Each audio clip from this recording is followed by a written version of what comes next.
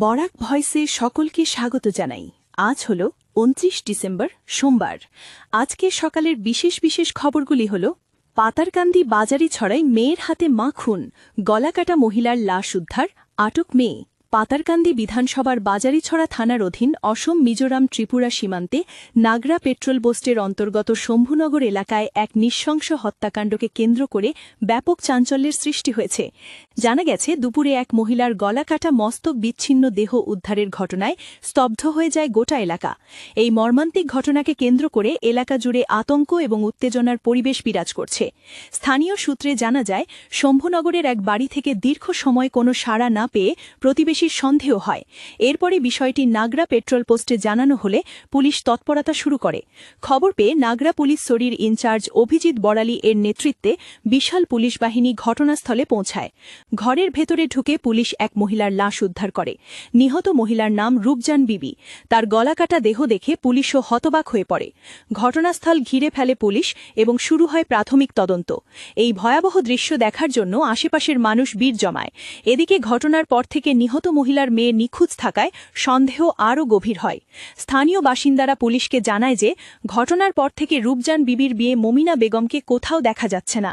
এই তথ্যের ভিত্তিতে পুলিশ তদন্তের গতি বাড়ায়। পরবর্তীতে গোপন সূত্রের ভিত্তিতে পুলিশ শম্ভুনগর এলাকারই ৮ নম্বর এলাকা থেকে অভিযুক্ত মেয়ে মমিনা বেগমকে আটক করতে সক্ষম হয়। তাকে জিজ্ঞাসাবাদের জন্য থানায় নিয়ে যাওয়া হয়। প্রাথমিকভাবে এই হত্যাকাণ্ডের সঙ্গে মমিনার জড়িত থাকার অভিযোগ উঠেছে। বাংলাদেশি সন্দেহে মুর্শিদাবাদের যুবককে শারীরিক নিগ্রহ শিলচরে, প্রতিবাদে সরব বিভিন্ন সংগঠন। বাংলাদেশি সন্দেহে এক নিরীহ ফেরিওয়ালাকে শারীরিক নিগ্রহের শিকার হতে হল শিলচরে। ঘটনাটি ঘটেছে রবিবার সকাল 7:30 নাগাদ হাসপাতাল রোড রাধামাধব রোড সংযোগস্থলে। ফেরিওয়ালার নাম রিঙ্কু শেখ। তার বাড়ি পশ্চিমবঙ্গের মুর্শিদাবাদে। তিনি বরাকের বিভিন্ন এলাকায় ফেরি করে নিত্য প্রয়োজনীয় পণ্য বিক্রয় করেন। এদিন সকালে কতিপয় দুষ্কৃতী কোনো কারণ ছাড়া হঠাৎ করে তার ওপর চড়াও হয়ে যায়। তাকে বাংলাদেশি সম্বোধন করে শারীরিক নিগ্রহ শুরু করে। রিঙ্কু তার সঙ্গে থাকা বৈধ ভোটার কার্ড ও আধার কার্ড দেখাতে চাইলেও এসবে পাত্তা দেয়নি দুষ্কৃতীরা।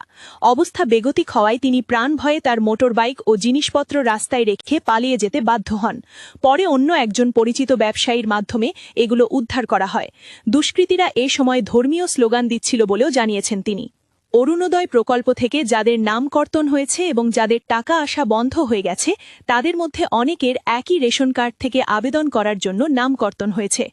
একই রেশন কার্ড থেকে অনেকে অরুণোদয় প্রকল্পে আবেদন করেছিলেন। সেই সঙ্গে সময়মতো ইকেওয়াইসি ভেরিফিকেশনের জন্য ডকুমেন্ট জমা দেননি। তাদের মধ্যে অনেকের নাম অরুণোদয় প্রকল্প থেকে কর্তন হয়েছে এবং টাকা আসা বন্ধ হয়েছে। আগামীতে নতুন করে অরুণোদয় প্রকল্পের আবেদন শুরু হলে আধার কার্ড, রেশন কার্ড ও ব্যাংক অ্যাকাউন্ট থাকা বাধ্যতামূলক করা হয়েছে। ২৫০ টাকায় ঔষধও খাওয়া যায় না, বৃদ্ধ ভাতা ২০০০ টাকা করার দাবি। দলাইয়ে এক ভয়ঙ্কর সড়ক দুর্ঘটনা, নিয়ন্ত্রণ হারিয়ে দেওয়ালে ধাক্কা বাইকের, মৃত্যু এক যুবকের, আহত ২ জন। দলাইয়ের রাজঘাট এলাকায় ৩০৬ নম্বর শিলচর আইজল জাতীয় সড়কে রবিবার সন্ধ্যায় সংঘটিত এক ভয়াবহ সড়ক দুর্ঘটনায় এক যুবকের মর্মান্তিক মৃত্যু হয়েছে। আরও ২ যুবক গুরুতরভাবে আহত হন।